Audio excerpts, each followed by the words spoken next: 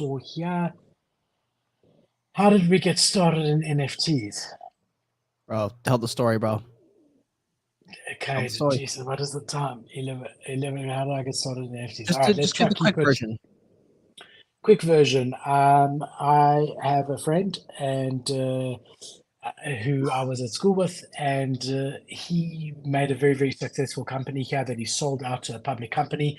He moved to the United States of America, started a VC firm, and has done very, very well there. He started a YouTube channel about 2.5 years ago, talking about NFTs. And he posted it on Facebook, and I was his Facebook friend. So I started watching this NFT, and he was talking about this new collection that couldn't mint out called Bored Ape Yacht Club, and how he thought there was something different here. And they bought him and his partner who were doing the stream, two guys together, Yossi Hassan and Stan. Their show is Goats in the Metaverse. They're still going. They got about 4,000 subscribers. They do about one show every couple of weeks. And they bought Bored Apes. And I saw these pictures and I sent him a private message on Facebook. I said, look, I don't know what crypto is and like what MetaMask is. I don't know. I had some Bitcoin, but I had it with Luno Exchange. Like it wasn't held by myself in Luno in South Africa. No. So I had no idea. I had no idea how to buy crypto, let alone NFTs. And I've sent him a message, and I can even show you the message. I said, Yossi, please, I'll send you. At that time, they had sold out. By the time I reached out to him, they had sold out, and they were $1,000 to get one. So about half an ETH, and ETH was about $2,000, somewhere around there. I said to him, Yossi, I'll send you the money. Please get me just a floor one. I don't care. To this day, he hasn't responded to my message. And I thought to myself, I watched in horror as the price continually went up, how they got free dogs and free mutants and free everything. And I thought, fuck this shit. I'm going to learn how to buy my own NFTs so something like this never happens again. And that was my beginning into NFTs. I then minted a random collection called Wolf Club, which is that one, the bottom one there. Very cool art by Chloe, an amazing artist, a good team. The mint went to absolute hell. There was a problem in the smart contract that people could mint for zero when the mint price was actually 0.08. So they paused the mint because some people who knew what they were doing were minting for zero. They sold like 1,500 NFTs in the first 10 minutes. They were like flying. They had to pause it because half of those were people manipulating the contract and buying it for free. Mhm. And I had minted like 20 of them. I love the art. I didn't know that you shouldn't mint 20. It was my first NFT that No. I minted. And now I know if there's problems that mint, you sign your thing. But I was quite invested at this point, so I started helping them. They eventually said to me, look, can you be our community manager?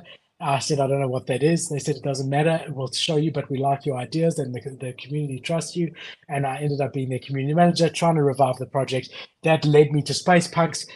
We tried to relaunch on Space Punks, the launchpad, and a whole lot of stuff. And that really got me into the space. So, long story Yeah. short, then I started. Space Punks had a launchpad. They said, look, we can't do yours, the Wolves. We can't do them because the contract's already been deployed and it's still got problems. But Philip, we like you. Will you be help us with further launchpad projects? So we'll find the projects and you go into the Discord, you help them with the marketing, you be their community manager. So that's what I did. I used to go into projects working for Space Punks. They would deploy me and my mods into projects, would go in there, would redo their website, would get games nights going, would do everything over there. And yeah, then everyone always wanted before because they were always pre-mint. So before launch, everyone wanted a YouTuber. So I thought, well, I can offer a full service here. I could be the community manager. I've got a BCom, a Bachelor of Commerce marketing degree. I can help them with their marketing. I can help them with their website, and I could be their YouTuber. So I started No. a YouTube channel so I could really offer them everything. And I started enjoying the YouTube side. And Space Punks fell.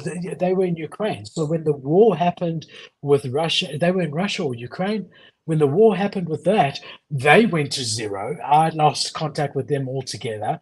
And here I was doing the YouTube channel, enjoying it. The bear market started, and I didn't have time to be community manager anymore. So I left My last one was Toe Punks, which was an amazing project. Tiptoe Punks. I know it sounds like crap, but it really was an amazing project. And I said after that, I'm not doing any more community management. I don't have enough time. I'm going to focus on building my own little community and building my own YouTube presence. And that's it. Just to be a voice in the space of someone who enjoys it. I'll carry on my trading for myself, buying and selling. And that's pretty much a sum up of how we get here. W, bro. I have a similar-ish story. Also, I don't know if y'all saw, but look at that Joyish Kingdom pillow. That's pretty cool, bro. It's hard to see. That's hard to see. I can see a little bit of the logo. Yeah, let's fucking go. Very nice. That's kind of cool. I fuck with that. I fuck with that heavy. So let me tell my story. Also, should we do an unboxing live? I don't know what are in these packages. So I'm a little bit nervous. But I feel like I should because they're right here. Well, like maybe do it. Let's just do it. Guys, I got 3 packages here. I really don't know what they are. I'm gonna try not to dox my location. I'm gonna open it here. I'm not gonna maybe show you. It depends kind of what it is. Like I really don't remember. I order things on Amazon, and it's an addiction. Let's see. Oh, lovely. Aluminum foil, and I'll tell you why I got these things. Baking soda. So obviously I'm making drugs. He's gonna make a bomb. Batteries. Oh my god, it looks like I'm doing something really illegal. I'm not doing anything illegal. Relax, guys. Okay, and that's all for this package. I need the batteries because there's a couple gadgets I use that just run on AA's, and like who the fuck has batteries anymore? So just bought a pack. Aluminum foil and baking soda. Let me show you guys why I bought this real quick because I went on a Goodwill run. Also, some of y'all know if you guys watch my Good Morning tweets that I do Muay Thai few times a week, and I've really been enjoying that. So I bought the whole setup. I was at a Goodwill, someone just happened to donate all this fucking expensive shit that's like not used at all. So I bought like boxing gloves or not the gloves. I got the gloves, I got the hand wraps, I got the pads, I got a couple extra things, all for like literally free compared to what they normally cost. And then while I was at the Goodwill, I also picked up a couple different sick things that if you follow my channel, you know I fuck with these. If you're an OG of the channel, you know why I bought them. Here we go. I'm gonna show you.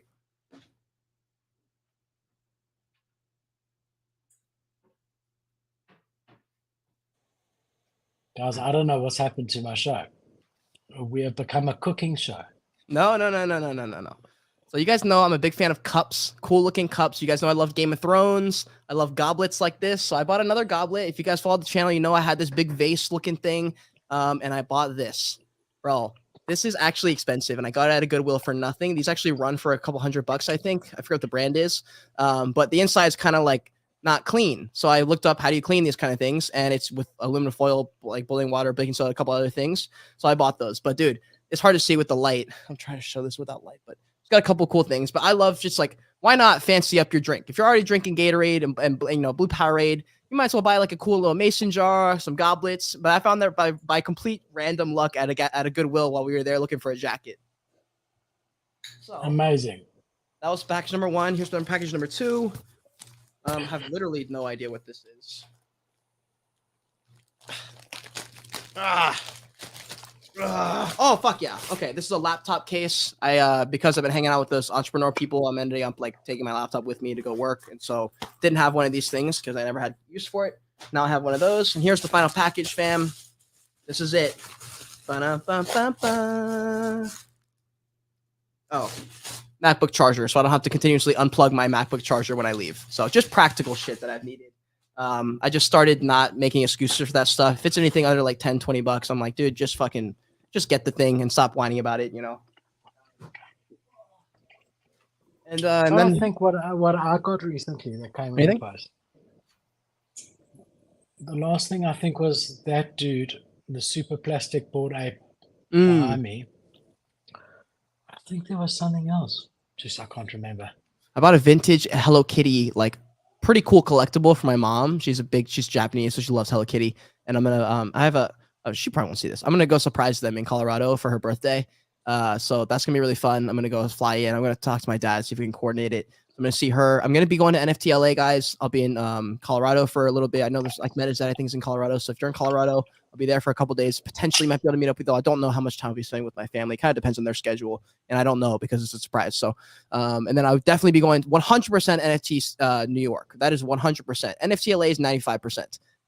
Colorado is 100%. But anyways, that's what's going on for me. And then as far as my origin story, I'll give you guys the quick little summary of it. I've told it before on my content, so if you watch my sound bites, you've probably seen it. But I think it was April or May of 2021. I had been living in my car for 6 months. I had a little bit of money left over from crypto. I made a bunch of money in Dogecoin, but I had also lost all that money when the crypto crashed. So I had only a little bit of money left. I started door dashing. Or no, I had been watching I've been watching a lot of crypto YouTube, Elio Trades, Journey Crypto. Heard Bored Apes mentioned a couple times. Heard about VeeFriends like once or twice. Didn't really know enough to dive in. Just basically did that for a little bit. Finally got into NFTs in like May or June or somewhere in that range where I bought the NFT, bought an Evaverse NFT. Funny thing is, I actually like made money on those NFTs. I didn't sell them for like a year, but I sold one of them for 2 ETH. I bought all of them under zero point 0.1, I think.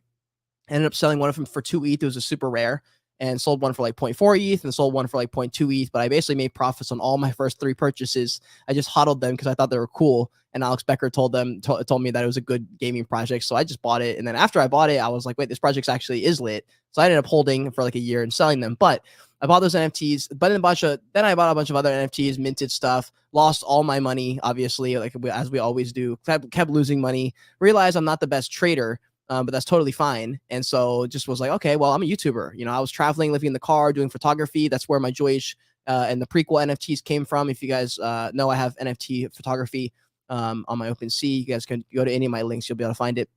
But I was taking photos, doing vlogs. Didn't really love vlogs. That wasn't good emotionally. Wasn't good mentally. That was a really rough time in my life and was really lonely, or not lonely, but isolated is probably a better word. I wasn't lonely, but I was isolated. And so when I found NFTs, communities, Discord, cults, I was all in, you know, and that's why I started making content. I was like, let me make one in my car. If you guys go to my very first YouTube channel on NFTs, like in August of 2021 or something, made a video called What Are NFTs or something like that. And that was the start. I realized, oh shit, I can sit here and I don't have to go do stuff. I can just sit here and talk. And like, it's something that I love. So I started making those videos. I visited my parents in Colorado. They just moved there. The plan was to say hi and then leave. Ended up posting a YouTube video while I was there, and it crushed. And it was like, not crushed, it got 400 views, but I was like, whoa, that's crazy. So I was like, okay, let me follow Twitter. So I made a few more, it picked up, and I was like, you know what, I should just stay here. And I was like, yo, can I live here for like very cheap? So I was paying like $400 a month to live with my parents, and did that, and started working with Ugaverse. I made a video about Ugaverse, said, yo, love your project, love everything about it. Here's a couple things you guys should work on. I have some experience here. Reach out if you want. And they hit me up the next day, said, yo, let's work together. I ended up joining as a lead analyst, as a brand developer for them in their marketing. I ran their Twitter for 6 months or so and did a lot of that. I think I honestly believe that I'm one of the main reasons that they're still here today, because we had such a strong foundation. They ended up not working together just for, we were going in a different direction. They were going to a gaming world and whitelist marketplace. I just told them that wasn't the best move. I thought we should go this way. So we just disagreed. So I was like, okay, whatever, amicable, mutual, walk away from each other. And at that point, I had already started the Brutally Honest Review series on my YouTube, which you guys are probably familiar with. That was my main business, and that got me through for the next year and a half. It's still a thriving business. I've never had a net negative month. I've always made, and I've always done at least one a month, which has been pretty cool. You know, I think there's not that many people in Web3 that have had a business thrive since the entire bull market, the entire bear market, basically.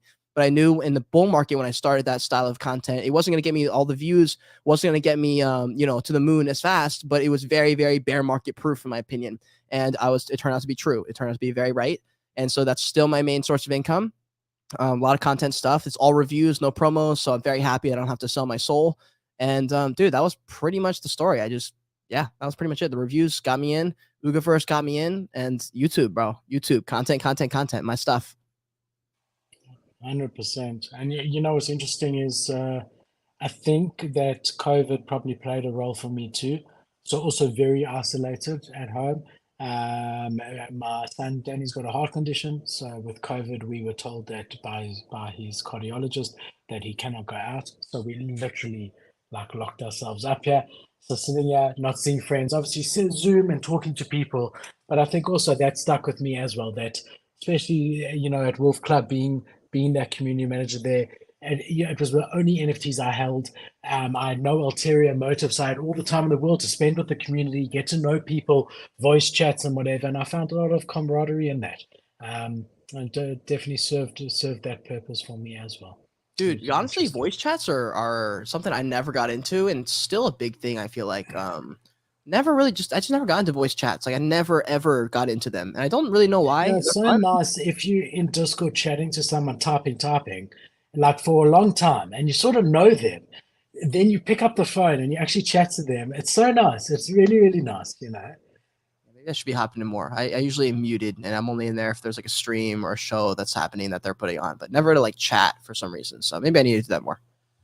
Yeah, if you can. I mean, the problem is always time. And Yeah, like that's the thing. now, Yeah, you know, at the peak of the bull market, bro, worth it. I was community manager at the same time at 4 projects, each of them paying me between 2 and 5 Ethereum a month. Each of them knowing that I'm working on other projects. I wasn't sleeping.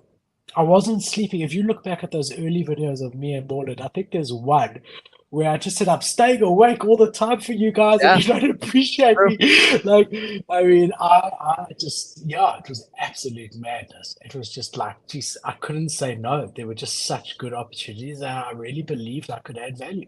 And I really Mhm. think I did. You know, but I mean, can you imagine working on a full and community manager? And let me tell you, bro, it's a full time. One is a full time freaking job. I'm telling you, like it's not easy. It takes a lot of time. So yeah, it was absolutely mad. Craziness, dude. The bull run was. I was fucking that was very like derealized during that time. Like it was a blur what happened. I do not know what I just